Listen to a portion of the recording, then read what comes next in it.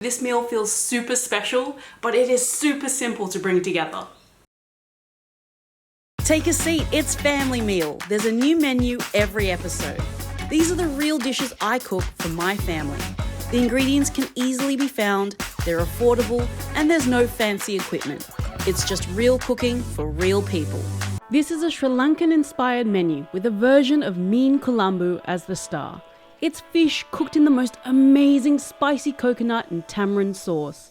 And we're also serving a Sri Lankan style omelette, stuffed to the brim with onion and chilli to mop up all of that beautiful sauce.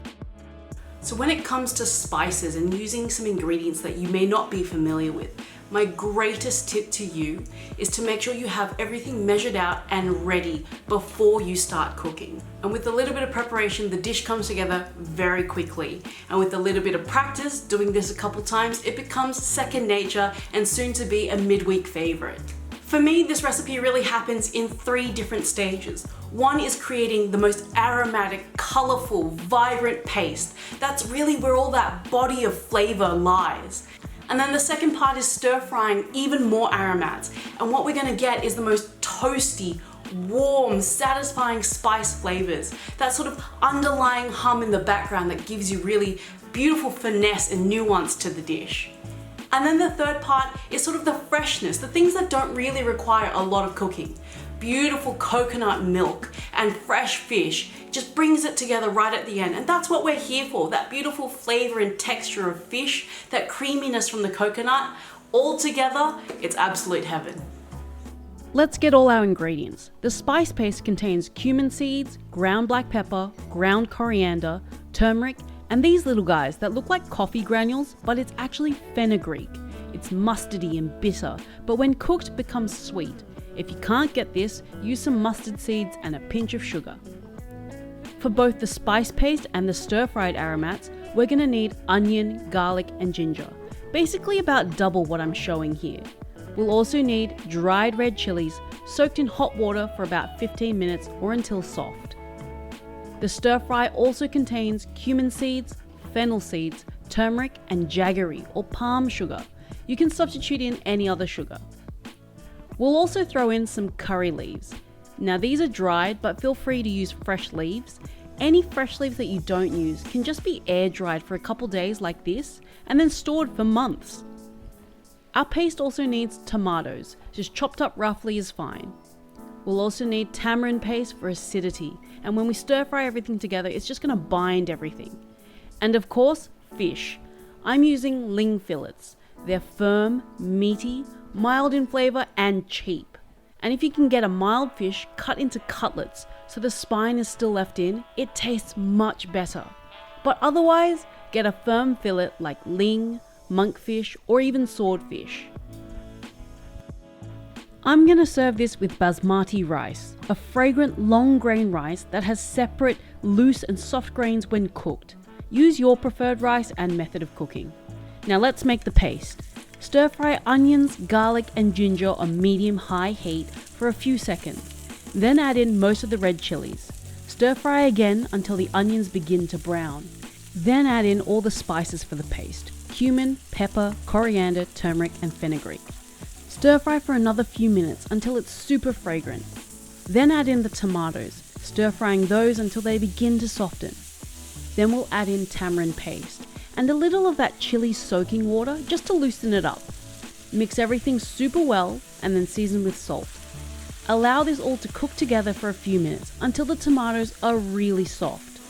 Then transfer it all to a blender and blitz until smooth. Now if you don't have a blender, you could use a mortar and pestle or even a potato masher just to crush this into a paste. It just won't be as smooth. The result is a thick, creamy, sunset orange paste that just smells incredible. Oh, now here is where we bring it all together. Stir fry on medium-high heat in a few tablespoons of oil, more onion and garlic, along with the remaining chilies, just until the onions start to brown. Then tumble in those curry leaves, stirring really well until it's all nice and fragrant. Then in with the cumin, fennel, turmeric, and sugar. Give that a really good mix up just for a couple minutes. And then pour that wonderful paste straight in. Stir thoroughly and let it come up to a gentle simmer. Let those flavors really mingle and bubble away together. Then pour in some high quality coconut milk. The higher the quality, the better. You want to taste coconut. Now stir to combine, and once it's back up to a simmer, turn it down to medium heat, and then add the fish. Coat the fish with the sauce and let it all cook together undisturbed for about 4 to 5 minutes.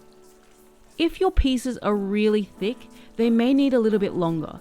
You don't want to be too aggressive with the heat, and you don't want to move it around too much, otherwise you'll break that fish up. And it's basically done. Dish it out and look how saucy and magical it looks. I garnished with a few slices of tomatoes and green chili. And oh man, the aroma when this hits the table will have everyone in the right mood. Here's something else a little bit interesting. We're going to serve this with a Sri Lankan style omelette.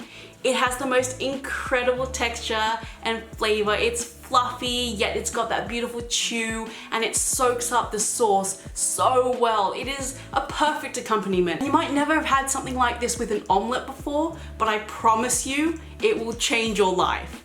Start with slicing some onion. It doesn't have to be wafer thin, but a few millimeters thick is a nice size. You want to keep some texture to the onions, and you can add as much of it as you want. Also finely slice some de-seeded chillies. I'm using jalapenos because I love the green color, and it brings just a touch of heat to the omelette. We'll also need a small handful of curry leaves. Set these 3 ingredients to the side. And now crack your eggs into a bowl. Sprinkle in some turmeric for a beautiful golden color. Season generously with ground pepper and salt. Then in with some coconut milk. This is going to add a lovely fragrance and tenderness to the eggs. Now beat it all really well, making sure everything is fully incorporated. Then heat some oil in a frying pan on medium-high heat. Stir fry the onions, chili and curry leaves for a few minutes, just until the onions start browning. Then pour in the egg mixture. Scramble it gently, pulling in the sides that cook quicker. Then leave it alone until it's about 2/3 cooked. You'll see the top of the eggs just beginning to set. It takes around 2 minutes. Then flip the omelette over, and in pieces is fine, you don't have to keep it together. You want gorgeous dark brown bits on the egg. And this is one of those omelettes you want to overcook on purpose. You just want that dense texture to stand up to the fish and the sauce. You don't want this to be runny or gooey. After another 2 minutes or so, serve it up. And I love that marbled surface of toasty brown bits and golden egg. Just look how jam-packed that omelette is with onion and chili. So good! Now the rice should be done and we're ready to eat.